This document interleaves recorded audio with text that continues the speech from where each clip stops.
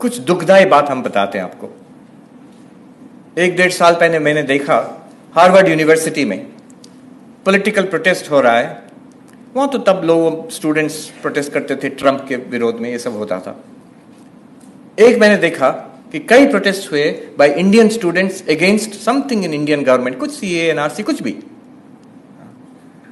There in Harvard university. तो मैंने उन स्टूडेंट से बात किया, I spoke to them.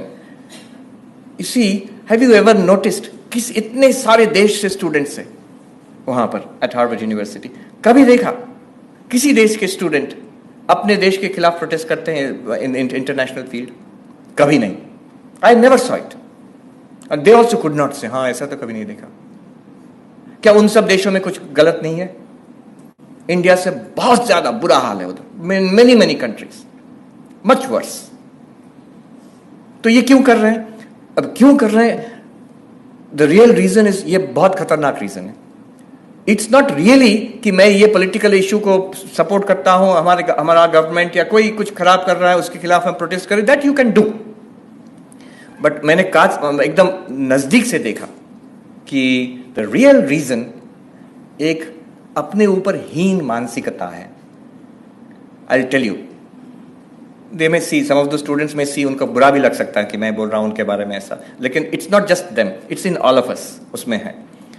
The real reason I am protesting against my country, my government, some policy is, मैं अपने जो गोरे फ्रेंड्स हैं, white skin boys and girls in my class, उनके सामने हीरो बन सकूं।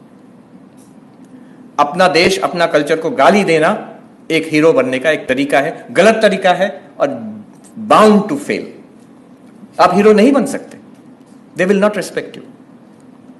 लेकिन कहीं लगता है हम इनसे नीचे हैं तो कैसे इनकी बराबरी करें। I am also very cool, being cool is, I am also very cool, I can criticise my country, मैं इतना फॉरवर्ड थिंकिंग हूं। I never saw that same thing in any other student group. Unfortunate. Very unfortunate. It comes from a sense of inferiority. अपने ऊपर श्रद्धा नहीं है, इसलिए अपने देश के ऊपर श्रद्धा नहीं है। Look at the difference in what Swami Vivekananda did. More than 100 years ago, one of the speakers pointed out, going there at that time when this country was colonized, when this country was desperately poor, people were starving, illiterate, under a foreign power, सब लोग नीचा दिखते थे भारत को।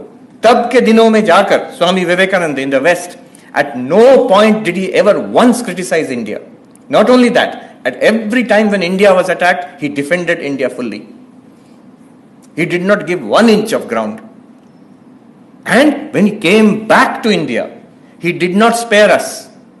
हर lecture में against casteism, against the oppression of women, against superstition, he hit us very hard. लेकिन उनका क्या था? आपको क्रिटिसाइज करेंगे आपके मुंह पर, आपके पीठ पीछे, आपको I will defend you till my death. This was the spirit of Vivekananda. In contrast to that, I am sorry to say, there are students की बात नहीं कर रहा हूं, they are young. There are any number of professors in American universities, अच्छी positions में हैं, our own intellectuals, Indians, who have made an industry out of criticizing India. और तो वहां गोरे लोग कंफ्यूज क्यों नहीं होंगे? ये इंडियन प्रोफेसर आके बोल रहे हैं कि इंडिया इतना बुरा है, तो स्टूडेंट्स विल बी कंफ्यूज्ड.